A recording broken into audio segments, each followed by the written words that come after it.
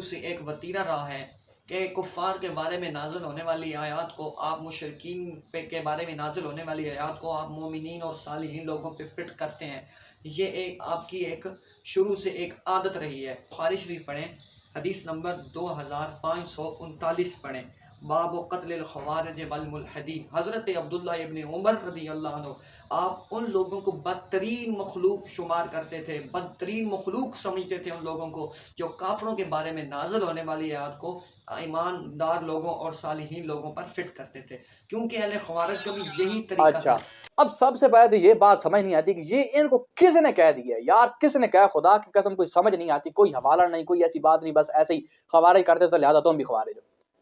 اب دیکھو قرآن کی آیت ہم آپ پر فٹ کریں تو غلط ہے، آپ خوارج والی حدیث جو ہے وہ اہل سنت والجماعت ہم مسلمانوں پر فٹ کریں، خوارج والی حدیث ہم پر فٹ کریں تو پھر خیر میرے کوئی کرنے والی بات کرو یار۔ اور آپ کو کس بندے نے کہہ دیا یار؟ کس نے کہا ہے آپ کو کہ اگر ایک جو کام ہے وہ مشرکین مکہ میں بھی ویسے ہی پایا جاتا ہو اور کافروں میں بھی ویسے ہی پایا جاتا ہو، وہ کام اگر کوئی مسلمان کرے تو کیا پھر وہ اس کو گناہ نہیں ہوگا؟ یعنی آپ کے کہنے کا کیا مطلب ہے کہ لا الہ الا اللہ محمد صلی اللہ علیہ وسلم کے بندہ پھر جو ہے وہ بالکل آزاد ہو جاتا ہے؟ اب اس دور کے اندر اگر محمد شیخ یا کوئی اور جو گمراہ اس طرح کے لوگ ہیں جیسے غامدی صاحب وغیرہ یا آگے پیچھے منکرین حدیث کوئی بھی ہو گئے، وہ بس اتنا کہہ لیں کہ ہم جی نئی پاک کو بھی مانتے ہیں، اللہ تعالیٰ کو بھی مانتے ہیں، ہم کہتے ہیں لا الہ الا اللہ محمد رسول اللہ، مسلمان ہیں۔ اب اگر ہمارے کفری عقائد پر آپ نے قرآن کی آیت فٹ کی ہیں تو ہم کہیں گے کہ یہ دیکھیں جی یہ تو خوارج کا کام تھا۔ اور بھائی اس طرح نہیں ہوتا۔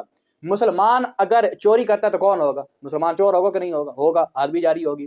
اگر زنا کرے گا تو کون ہوگا؟ زانی ہوگا۔ تو یہ کس نے کہہ دیا کہ مسلمان اگر ایک دفعہ کلمہ پڑھ لے، سوری مسلمان تو نہیں، کوئی بھی بندہ اگر ایک دفعہ کلمہ پڑھ لے تو وہ یعنی اوپر سے مسلمان ہو پھر جو مرضی کرتا رہے؟ یہ آپ کو کس نے کہہ دیا؟ اب خوارج جو تھے وہ مسلمانوں والی آیات فٹ کرتے تھے صحابہ کرام پر، اور صحابہ کرام کی تو جو مسلمانیت ہے وہ تو قرآن اس کی گواہی دیتا ہے رضی اللہ عنہ ورضوا عنہ۔ تو کیا آپ کا اس کے بارے میں کوئی یعنی آپ کی توثیق اللہ تعالیٰ بیان فرماتے ہیں آپ کے ایمان کی؟ پہلے آپ اپنا مسلمان ہونا تو ثابت کریں میرے بھائی، آپ ان باتوں کو غصہ نہ کریں۔ قرآن میں آیت ہے کہ قل ان کنتم تحبون اللہ فاتبعونی یحببکم اللہ ویغفر لکم ذنوبکم، کہ اے نبی ان مشرکین سے کہہ دیجیے کہ اگر تم چاہتے ہو کہ اللہ تم سے محبت کرے تو تم ایسا کرو کہ تم میری اطاعت کرو۔ اب یہ آیت کس کے بارے میں ہے؟ یہ مشرکین کے بارے میں آیت ہے، ہاں جی، کہ مشرکین اگر نئی پاک کی اطاعت کریں گے تو اللہ تعالیٰ ان سے محبت کرے گا، ٹھیک ہے؟ تو اب آپ یہ بتائیں یہ کیا ہو گیا؟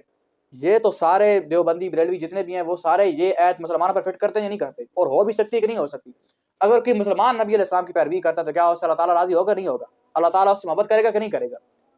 یہ کس نے آپ کو کہہ دیا؟ یہ کہاں سے آپ نے قانون بنا لیا کہ ایسی جو ہے نا جی وہ والی آیت فٹ نہیں کر سکتے؟ اور بھائی جو بندہ غلط کام کرے گا اس پر غلط کام والی آیت فٹ لازمن ہوگی، کیونکہ وہ غلط کام کر رہے ہیں۔ ایک بندہ شرک کرے ہی نہیں، ہم کیوں؟ ہمارا دماغ خراب ہے ہم اس پر آیت فٹ کریں؟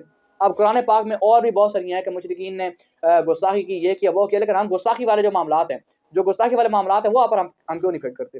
ہم صرف شرک والی آتی ہیں یہاں پر کیوں فٹ کرتے ہیں؟ کیونکہ آپ شرک کرتے ہو اس لیے یہاں پر فٹ آتی ہیں تب فٹ کرتے ہیں، ٹھیک ہو گیا؟ ورنہ کئی سارے مشرکین تھے، کئی سارے کفار تھے جنہوں نے نبی اسلام کی گستاخی کی۔ ہم نے کبھی آپ کو کہا ہے کہ آپ نے گستاخی کی ہے؟ ویسے کتابوں میں بہت کچھ لکھا پڑا ہے، مسئلہ نہیں جا رہا، لیکن ریئلٹی میں جو چیزیں ہوتی ہیں من کے بارے میں بات کر رہا ہوں۔ ہم نے کبھی آپ کو یہ نہیں کہا کہ آپ نے گستاخی کی ہے اور فلاں آج جب گستاخی والی آپ پہ فٹ ہو رہی ہے، نہیں، ہم نے کبھی نہیں کہا، بلکہ ہم یہی کہتے ہیں کہ آپ نبی علیہ السلام کی شان میں غلو کرتے تھے، جس سے نبی علیہ السلام نے منع فرمایا تھا۔ نبی علیہ السلام نے منع فرمایا تھا کہ میری شان کو حد سے زیادہ نہ بڑھا دینا، کہ جیسا کہ عیسیٰ علیہ السلام کی امت نے ان کی شان کو حد سے زیادہ بڑھا دیا، ٹھیک ہے؟ اور آپ یہ قرآن پاک اٹھا کے دیکھ لیں کہ کیسے بڑھایا۔ نیک صالحین سے بھی مدد مانگنا جائز ہے۔ آپ بخاری شریف پڑھیں، کتاب الصلاۃ حدیث نمبر 4453، اور اسی طرح کتاب فضائل صحابہ آپ وہ اٹھائیں، اس میں بھی یہ حدیث پاک موجود ہے۔ جب حضرت حسان بن ثابت حضور کی نعت پڑھتے تھے تو نبی کریم علیہ الصلوۃ والسلام نے دعا فرمائی، اللہم ایدہ بروح القدس، یا اللہ میرے حسان کی جبرائیل کے ذریعے اس کی مدد فرما۔ معلوم یہ ہوا کہ جبرائیل سے مدد مانگنا جائز ہے، جبرائیل سے مدد مانگنا ثابت ہے، اسی لیے اللہ نے فرمایا نا وہ مولا۔ چیک کریں آپ ذرا، نہیں چیک کریں آپ ان کے معاملات چیک کریں۔ اب اگر میں نے کی بات کی تھی ناراض ہو جائیں گے، اب ان کی مطلب آپ حرکتیں چیک کریں اور کام چیک کریں کہ کر کیا رہے ہیں۔ اب یہ کہہ رہے ہیں کہ اللہ تعالیٰ سے نبی علیہ السلام نے دعا کی کہ اے اللہ اس کی مدد فرما فرشتوں کے ذریعے، اور اس کا کوئی انکار بھی نہیں ہے۔ ہم لوگ یہ نہیں ہے کہ بس ضد میں آ کے ہر چیز کا انکار کرتے ہیں، ہم ضد میں آتے بھی نہیں ہیں، ہر چیز حق کی بیان کرتے ہیں، ٹھیک ہے؟ اور اس کے علاوہ یہ کہ فرشتوں نے تو جنگ بدر میں بھی مدد کی تھی مسلمانوں کی، لیکن یہ بات ذہن میں رکھیں کہ جو آپ نے روایت پڑھی ہے نا، اس روایت کے الفاظ بھی یہی ہیں کہ نبی علیہ السلام نے اللہ سے دعا کی، جبریل علیہ السلام کو ڈائریکٹ نہیں پکارا کہ ان کی جو ہے نا آپ مدد کریں، بلکہ کیا کہا کہ اے اللہ تو ان کی مدد فرما فرشتوں کے ذریعے۔ اور آپ کہہ رہے ہیں کہ نبی علیہ السلام نے دعا اللہ سے کی، اور ثابت یہ ہو رہا ہے کہ آپ فرشتوں کو پکار سکتے ہیں۔ مرضی ہے، کیا کہہ سکتے ہیں۔